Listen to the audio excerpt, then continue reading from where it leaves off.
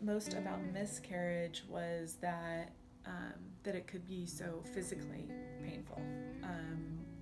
When I first started miscarrying, it wasn't until about a week later that I started having actual contractions, as if I was in labor, because I was. My body was trying to get rid of this non-viable pregnancy, and it was extremely painful. I was driving home from the vet, and my wife had to go somewhere else, so we took two separate cars, and I remember thinking I couldn't drive because I was like crying and screaming in my car, basically in labor, with contractions. And I remember being at home and just crying and just hoping it would be over soon. And I remember pushing pressure points in my body to help me to pass this baby. And I was alone because my wife wasn't there, and it was extremely, extremely painful emotionally and physically. The pain finally passed after a few hours, and I still had not passed the baby. I thought I might have, but I hadn't. And I ended up having to get a DNC. My numbers continued to rise, so I got a DNC, and because my doctors could not find the pregnancy in my uterus, they thought it might be ectopic in my tubes, but they couldn't find it in my tubes either. So they suggested I do a DNC as quickly as possible, and the option was to either do it today while awake, or to wait until Monday when they could schedule me in for surgery to be put to sleep for it. And my doctor was really encouraging me to get it sooner than later, so I felt like the decision was impossible, and I made the decision to get it sooner. And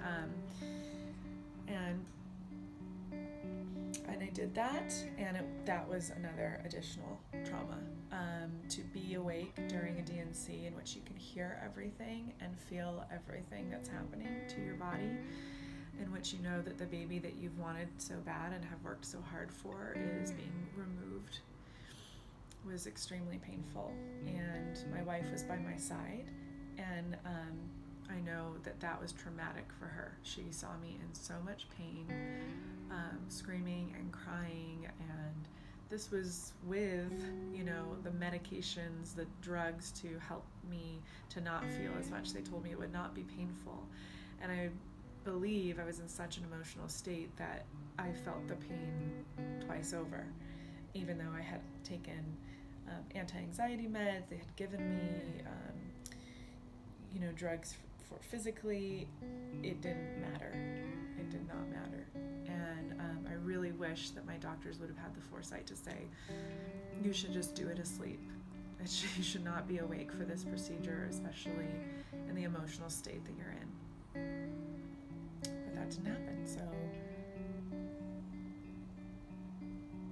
that was another added trauma on top of the process of naturally miscarrying, which I wasn't able to do. So now I felt like I couldn't even have a pregnancy, and I couldn't even miscarry correctly.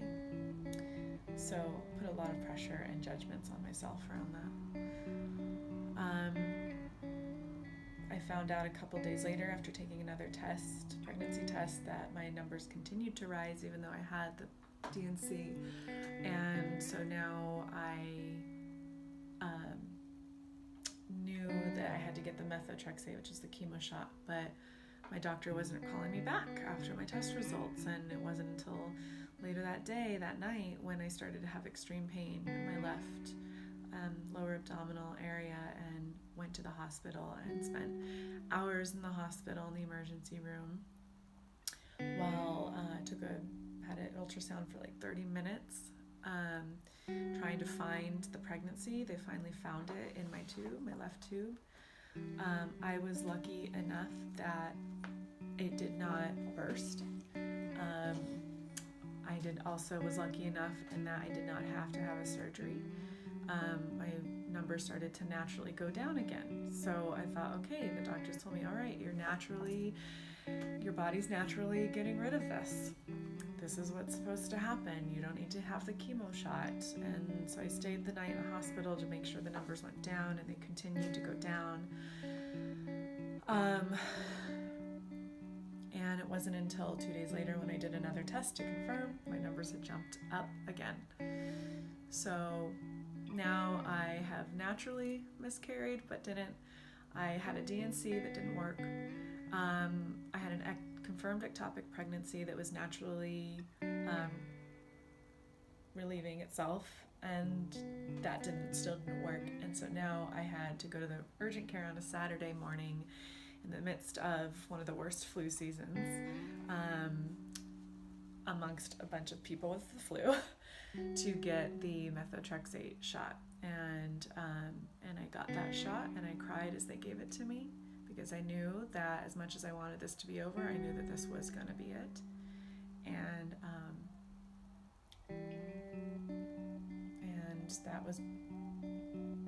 that was also a very sad day for me. And just knowing that I now was told by the doctors I could not try to get pregnant again for another 3 months because of the methotrexate. I just felt like I got another slap, another and just in case you really wanted to get started trying again, too bad, because now you have to wait until this is out of your system. And looking back, I think that was a good thing. I think I needed that time to process and to heal. And when we did start to get pregnant again, we actually waited 4 months. We got started again, and it was crushing and heartbreaking each month when I could not get pregnant. And the results would come back, and I was not pregnant again, and I just continued to beat myself up. And so we ended up taking another break. We're currently in that now, and getting ready to try again. I had a lot of support from my wife, who was also grieving, but was extremely supportive. I told most of my family members and had a lot of support from them too, and that was really important to me. And I had some friends who, the most important thing to me were the friends who were not afraid to reach out. And I still love and appreciate and respect those who were afraid, because grief and loss is really challenging, and I think we do not know really how to handle that, how to just be there for others, how to not talk them out of their grief, but how to just hold space for them. And I had a few friends who really were able to do that for me, and that was a priceless thing that I will never forget. They didn't treat me like I was sick or ill or incapable. They treated me as if I was exactly where I needed to be in this process, and that and they gave me and my wife space and love and support when it seemed like there was nothing anyone could do. We felt supported by them.